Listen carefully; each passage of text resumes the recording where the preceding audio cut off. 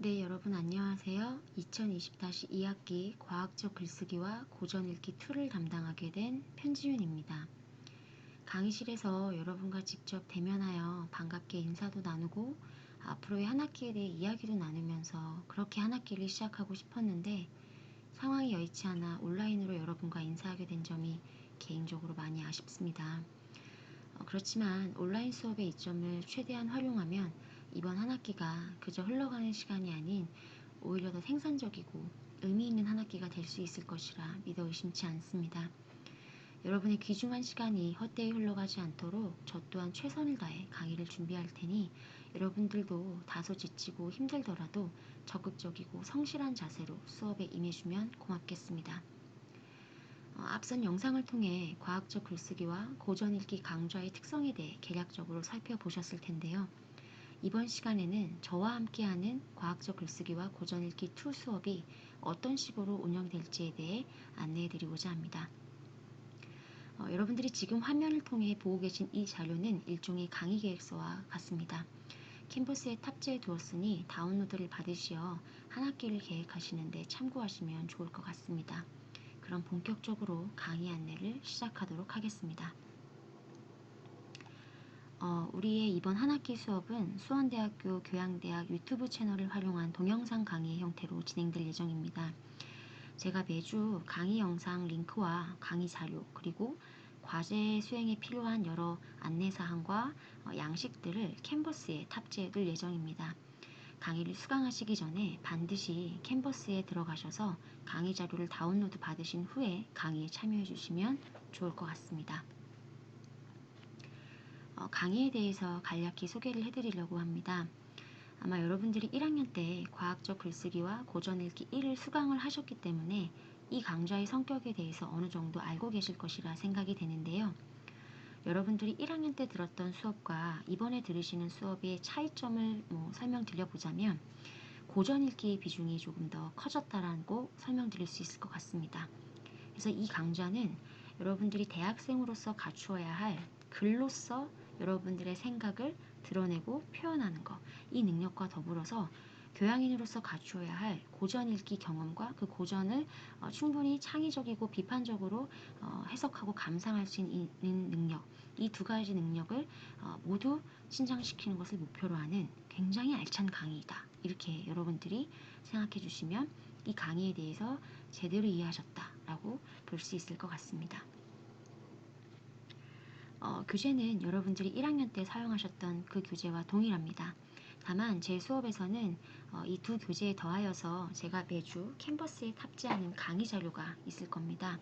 이 강의 자료가 실질적으로 굉장히 중요한 교재에 해당할 테니까 여러분들이 강의를 수강하시기 전에 반드시 제가 캔버스에 탑재한 강의 자료를 다운로드 받으셔서 수업에 참여해 주시면 도움이 될 것 같습니다. 여러분들이 가장 궁금해하는 부분이 바로 평가 내용과 기준일 것 같은데요. 이 강좌는 크게 중간 기말고사, 그다음에 과제, 활동지, 출석 이 총 5가지의 꼭지를 중심으로 평가가 이루어질 예정입니다. 제가 각각에 대해서 조금 자세하게 설명을 드리도록 하겠습니다. 우선 중간고사는 강의 중반부인 10월 21일에 치러질 예정인데요. 현재까지는 대면 시험을 생각을 하고 있는데 추후 상황에 따라서 변경이 가능할 것 같습니다. 혹시라도 시험의 방식이 변경이 있다면 제가 사전에 안내를 해드릴 수 있도록 하겠습니다. 문항의 유형은 단답형에서 논술형에 이르기까지 다양할 예정인데요. 보통 제가 시험 직전에 구체적인 문항 유형을 상세하게 안내를 해드리기 때문에 이 부분에 대해서는 추후 다시 말씀을 드릴 수 있도록 하겠습니다. 기말고사는 강의 마지막 주인 12월 9일에 치러질 예정입니다. 중간고사와 마찬가지로 대면 시험을 생각을 하고 있지만 상황에 따라서 변경이 가능함을 말씀드립니다. 문항 유형에 대해서도 기말고사가 치러지기 직전에 다시 안내를 드릴 수 있도록 하겠습니다. 중간고사와 기말고사는 각각 15점씩 총 30점에 해당된다고 보실 수 있겠습니다. 이 과제 부분이 사실 평가에서 굉장히 중요한 부분이다. 그리고 우리 수업에서 굉장히 핵심적인 부분이다 라고 말씀드릴 수 있겠는데요. 과학적 글쓰기와 고전 읽기 2는 총 3번의 글쓰기와 1번의 한자 쓰기 과제로 구성되어 있는 강좌입니다. 우선 첫 번째 글쓰기는 제가 성찰적 글쓰기로 한번 생각을 해봤는데요.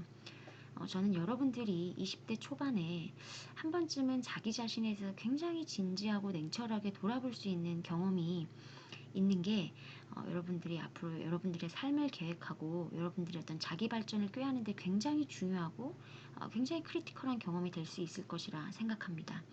해서 이 수업을 계기로 여러분들이 스스로에 대해서 진솔하게 성찰을 해보시고 그 결과를 남들에게 충분하게 설명할 수 있을 정도로 이제 드러내는 어떤 그런 식의 글쓰기를 조금 경험해 보시는 게 좋겠다고 생각이 들어서 자기 자신에 대한 진솔한 성찰을 바탕으로 자신을 드러내는 글쓰기를 첫 번째 과제의 내용으로 삼았습니다. 평가 기준은 내용의 진솔성과 충실성이고요. 9월 20일 화요일 오후 6시까지 제가 캔버스에 개설해둔 과제함 1에 탑재를 해주시면 되겠습니다. 두 번째 글쓰기 과제는 논리적 글쓰기입니다. 사실 대학생에게 가장 중요한 글쓰기 능력은 바로 이 논리적 글쓰기라고 전 개인적으로 생각을 합니다.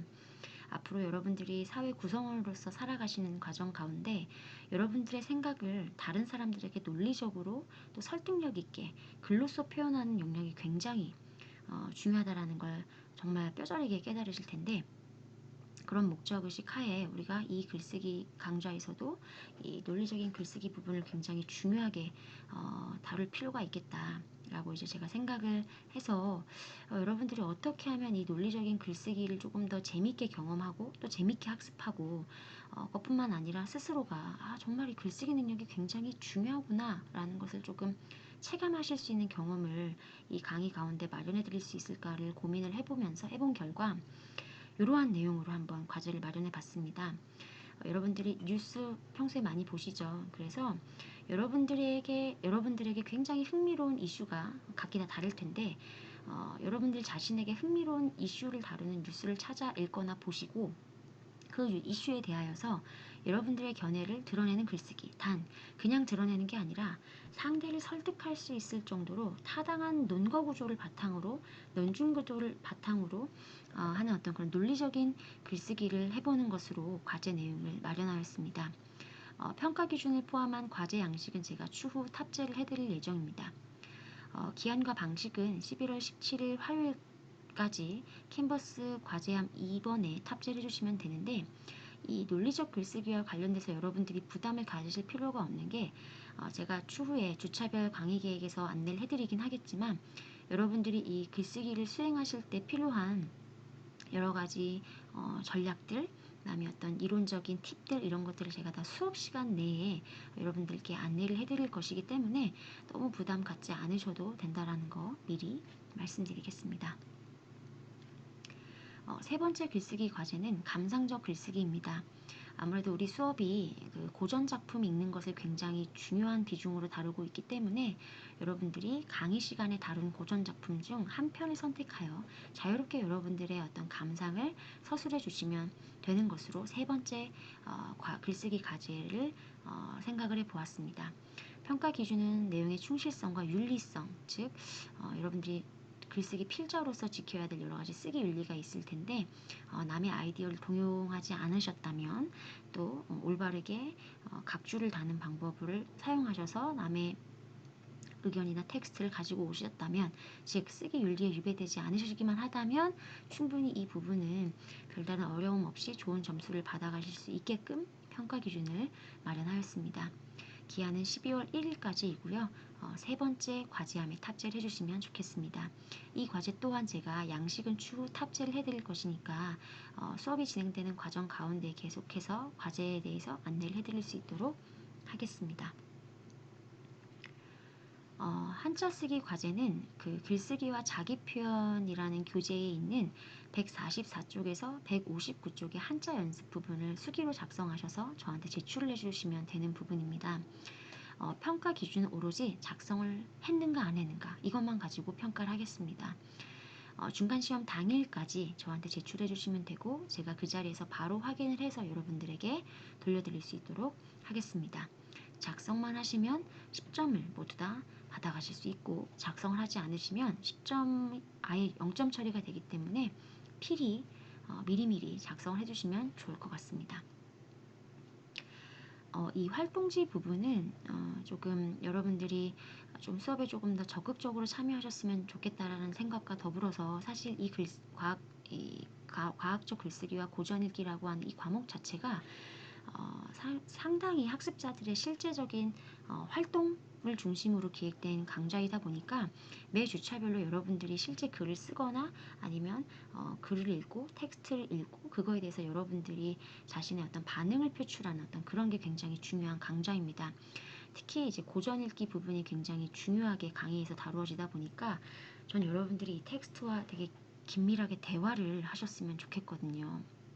이 텍스트와의 대화라는 게 어떻게 보면 굉장히 오글거리는 말이긴 한데, 조금 여러분들이 텍스트를 좀 깊이 있게 읽고 그러면서 이 텍스트에 대해서 창의적이고 비판적으로 수용해보고 해석해보는 어떤 그러한 경험을 가지시기를 바라는 마음에 매우 간단한 형태로 제가 드릴 거긴 한데, 주차별로 제가 활동지 양식을 캔버스에 탑재를 해드릴 겁니다. 그래서 여러분들이 그 주차별로 그 양식을 다운로드 받으셔서 제가 이거 활동지 하셔야 됩니다 라고 할 때 다운로드 받으셔서 활동지를 제출해 주시면 제출 여부와 성실성을 기준으로 평가를 할 것이기 때문에 어려움 없이 이 부분 또한 점수를 받아가실 수 있게끔 제가 평가를 기획하도록 하겠습니다. 그래서 제출 기한은 여러분들 강의 수강 또한 제가 일요일 자정까지로 열려드릴 것이기 때문에 각 3주차에서 14주차까지 일요일 자정에 캔버스에 이 활동지 양식들을 탑재해 주시면 되겠습니다. 다시 한번 강조드리지만 매우 간단한 형태이니까 한 줄 이렇게 쓰는 형태일 가능성이 높거든요. 그러니까 너무 걱정하지 않으셔도 되겠습니다. 출석은 결석 1회당 2점씩 감점될 예정이고, 결석 6회는 학칙에 의거해서 F 처리가 되니까 여러분들이 수업 그 출결 관리를 조금 신경을 써주셨으면 좋겠고요. 지각은 1회당 1점씩입니다. 이 지각이 3회 누적되면 제가 결석 1회도 처리할 것이니까 이 점도 유의하여서 출결 관리에 신경 써주시면 좋을 것 같습니다. 출석 방법은 유튜브에 탑재된 강의 영상에 아래 제가 써놓은 양식 있죠. 이 양식에 준하여서 댓글을 달아주시면 됩니다. 이름, 학번, 소속 학과, 그 다음에 강의 수강 일시, 몇 월 며칠 몇 시에서부터 몇 시까지 수강함, 이렇게만 써주시면 제가 바로 그 체크를 해서 출결을 확인할 수 있도록 하겠습니다. 마감 기한은 우리 강의가 수요일이잖아요.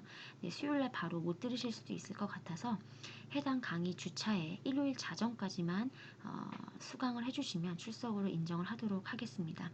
저는 일요일 자정 직후에 바로 출석 체크를 해서 여러분들이 제대로 출석을 하셨는지 확인할 수 있도록 하겠습니다. 이 강의 영상에 과제 안내사항이 포함될 수가 있기 때문에 되도록 여러분들이 해당 주차에 이 강의를 수강하시는 게 좋을 것 같고요. 그런 의미에서 일요일로 잡았으니까 이 지점을 여러분들이 유념하시어서 일정 관리를 해주시면 좋을 것 같습니다. 주차별 강의 안내를 해드리도록 하겠습니다. 일단 오늘은 강의 소개를 하는 것으로 제가 기획을 했고요. 다음 주부터 본격적으로 이제 고전 읽기와 관련된 수업을 진행할 예정인데요. 다음 주에는 제가 안데르센 동화집을 예시로 들면서 고전을 읽는다라는 게 왜 필요한지, 왜 중요한지, 또 어떻게 읽어야 되는지에 대해서 제가 설명을 드릴 수 있도록 하겠습니다. 이 수업에서 이 하고 아하 이 경험이 굉장히 중요한데요.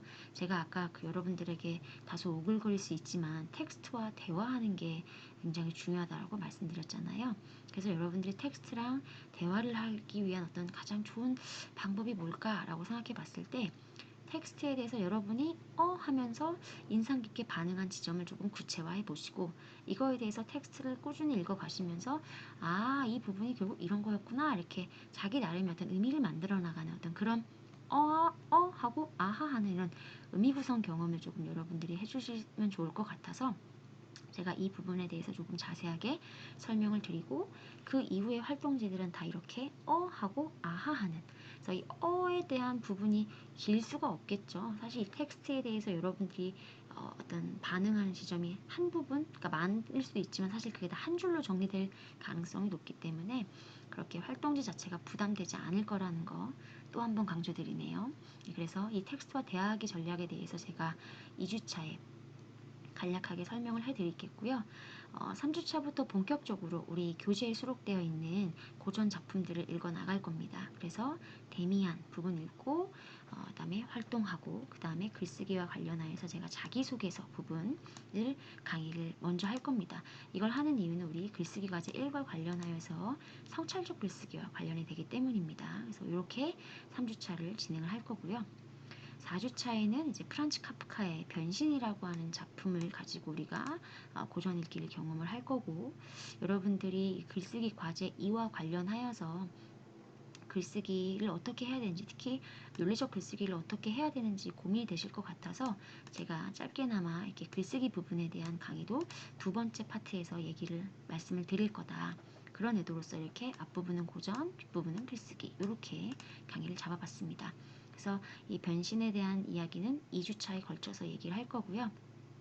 이때도 앞부분에선 하는 거 하나 찾고, 그 다음 주에는 어에 대해서 여러분 스스로 답하는 아하 경험을 여러분들이 활동지에 적어주시면 되는, 이런 식으로 수업이 계속 진행이 될 거예요.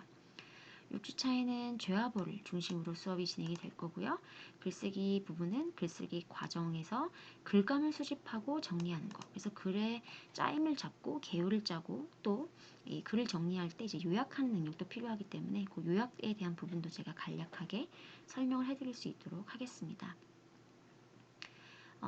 7주차에도 재합을 두 번째 시간으로 진행이 될 거고, 이 부분부터는 이제 본격적으로 글쓰기와 관련해서는 집필을 할 때 필요하신 여러 가지 사항들에 대해서 안내를 드리는 강의 내용을 구성할 예정입니다.